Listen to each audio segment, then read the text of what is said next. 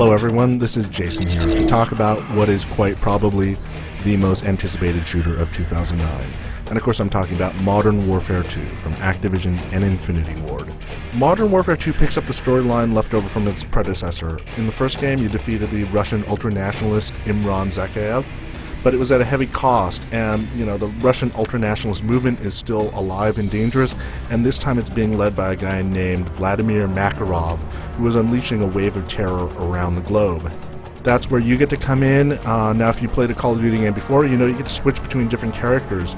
So far, Infinity Ward has only revealed one playable character. It's Sergeant Gary Sanderson, otherwise known as Roach, of the British SAS. Now, aside from the commercials that were shown during the NBA playoffs, the only real gameplay demo we've had comes from E3. The scene is where you see Roach and a buddy who must climb up a mountain in the middle of a blizzard to infiltrate a Russian airbase. Interestingly enough, Roach's buddy in that sequence is Soap McTavish, who was the character you played in the first Modern Warfare. So now Soap is a captain, and he's filling in that role that Captain Price played in the first game. Break's over, Roach. Let's go. Now, this Kazakhstan level is a nice example of how Modern Warfare 2 will kind of blend the series' trademark traditions with what's new. Of course, there are the cinematic moments that Infinity Ward is known for, like the audacious climb up the icy side of a mountain in the middle of a blizzard that's complete with a Hollywood-esque leap of faith. And then, of course, there are the intense set-piece battles with plenty of bad guys. This first part of the mission involves stealth. You're navigating through a blinding snowstorm as you quietly eliminate the guards using silenced weapons and knives. But you also have some new toys to play with, including a heartbeat sensor that lets you detect the presence of human beings around you. Now you can go through this entire sequence kind of stealthily like the way you're supposed to, but the developers also say that you can try to run and gun your way through it. And if you do so, the entire base is going to go on full alert and it's going to be a lot harder, but at least it's an option. So that's kind of an idea of the choices you have in this sequel.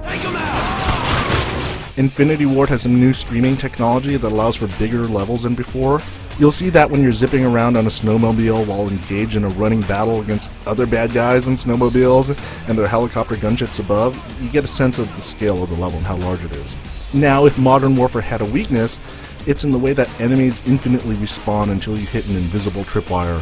It's a pretty shallow and obvious gameplay mechanic that all the Call of Duty games have featured.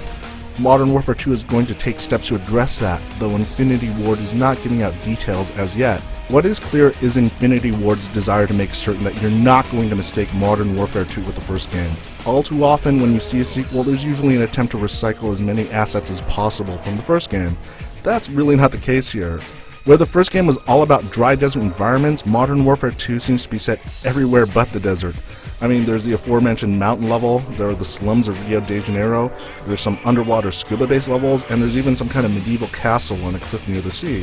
What is also certain is that we are in for a very long summer of wait. We can expect more details to come out in the coming months as we get closer to the game's November release. And you can expect Modern Warfare 2 to ship on the PC, the PlayStation 3, and the Xbox 360 on November 10th. For the latest up-to-date details on Modern Warfare 2, make sure to keep tuned to IGN.com.